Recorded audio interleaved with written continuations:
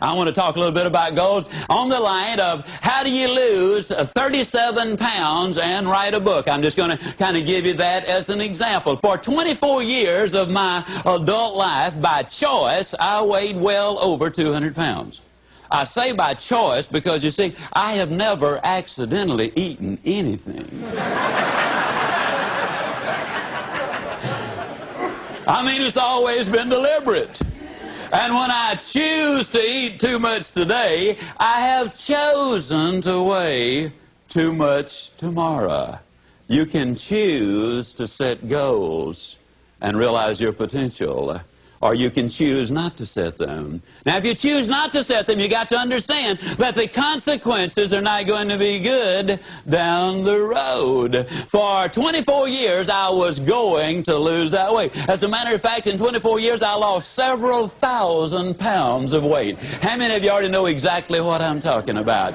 But it wasn't until I wrote it down, put a date on it, listed the obstacles I had to overcome, identified the people, the groups, the organizations I needed to work with, spelled out a plan of action, set that time limit in there, and identified all of the benefits to me. It was only when I did that that the goal became a reality, and I lost the weight. For 10 or 15 years, I was going to write a book. You know anybody who's going to do just a whole lot of things, folks? I was going to write a book. But it wasn't until I got busy writing the book and writing the plans first before the book ever materialized.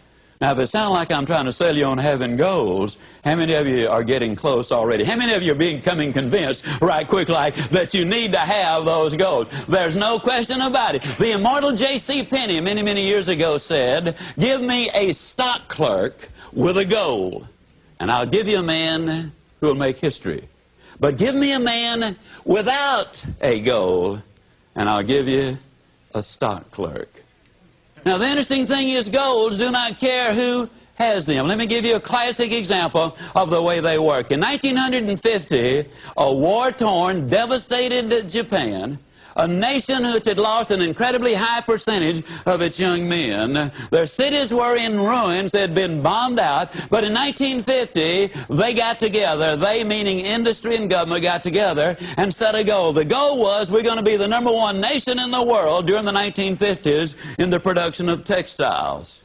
In 1959, ladies and gentlemen, they accomplished that objective. In 1960, they set another goal. We're going to be the #1 nation in the world in the production of steel. Now, when you understand there's no iron ore in Japan of any significance, there's no coal of any significance there, we're going to be the #1 nation in the world in the production of steel, it seemed like an absurd goal, and yet they reached their objectives. They had taken all of the steps. In 1970, the Japanese set another goal. They said during the 70s, we'll be the #1 nation in the world in the production of automobiles.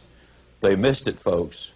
1 year. It took them until 1980. In 1980, they set another goal. And this time, their goal was, we're going to be the #1 nation in the world in the production of computers and electronics. Yes, indeed, ladies and gentlemen, you absolutely must have those goals. You got to write them down. You got to put a date on it. You got to identify those obstacles. You've got to identify the people, the groups you need to work with. You got to find out what it is you need to know. You got to develop a plan of action, and you got to write it down. What's in it for me? Now, that's a formula that I have just given you, pure and simple. Now, if I were to ask you what 3 times 3 was, there isn't a person here who could not instantly answer it. But if I were to ask you what is 5,128 times 2,165, odds are enormous that very few of you could pop out the answer that quickly. But if I were to say to you, get your pencil and paper out, figure it out, then all of you could figure it out. Why? You know the formula. Now, you see, if you know the formula, it really doesn't make any difference, ladies and gentlemen, what the goal really is. When I started to write the book, I took precisely the same steps that I'm talking about. I wrote down the objective. I wrote down the time I completed or expected to complete the book. I identified the obstacles there. And yes, I know this is repetitious. It's the mother of learning. I wrote out and identified the people, the groups, the organizations I needed to work with. I devised a plan of action to do it. I spelled out what I needed to know, and I wrote it all down, what's in it for me.